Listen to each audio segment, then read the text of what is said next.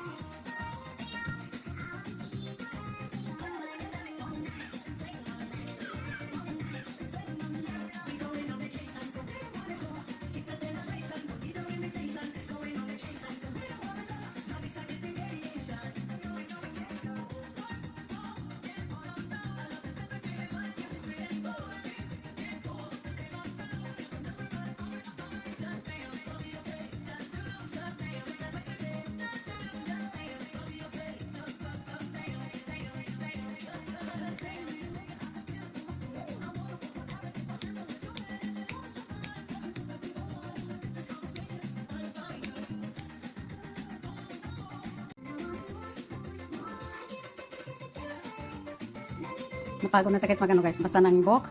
Sayaw na naman. O yan. Balik na naman sa box niya.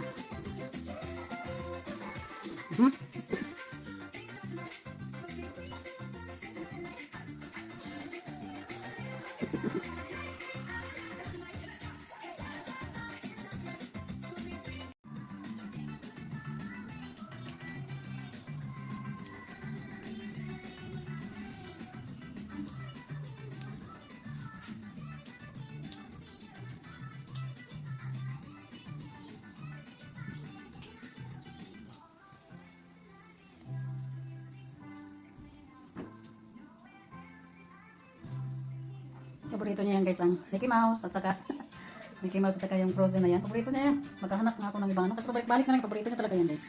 Kukunin niya yan sa kabinet. Kasi isusuot niya. Tinitingnan niya yung sarili niya din sa sa glass oh. Ano yung style na kanya sa'yo?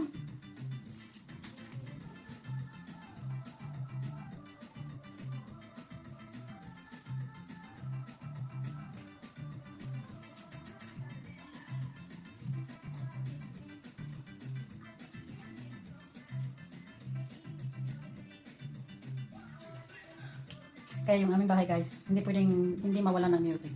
Lagi may music lang. Kasi habang naglalaro siya, nagsasayaw, lalo na makaharap siya sa salamin. Naku.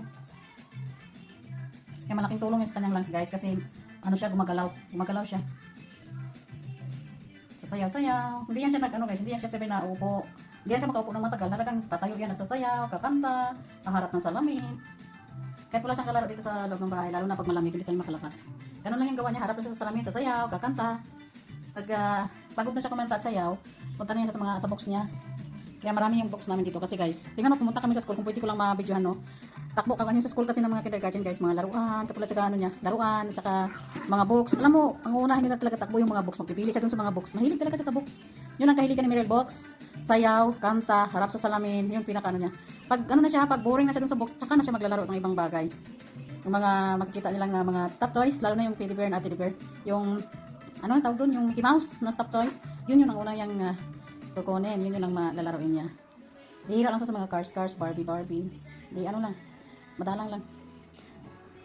Ayan na. Dito kami sa balkon lang. Linisin ko yung balkon guys. Dahil, dumilaw no? Dumilaw. Nagdilaw na sa ayan sobrang dilaw na sa, ayan. Sa ano yun guys, sa bulaklak ng puno na yan Ayan ang bulaklak niya dilaw. Ito, ganun din, pero hindi siya masyado ngayon. Yun lang sobrang bulaklak niya guys. Dito kami lagi na sinisipon si Mirel na allergy. Tingnan mo. Alos araw-araw ako maglilinis dito.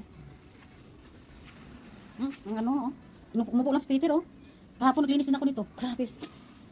Kaya makaklo yan ni Mirel. Maglilinis na kami. Dito na yun ang tira picture ni baby. Hindi na ginagamit na. Babalik namin yan sa government. So meron na siyang protect dito. Hindi na siya mahulog. Pero ito guys kailangan ko bumili ulit ng ganito.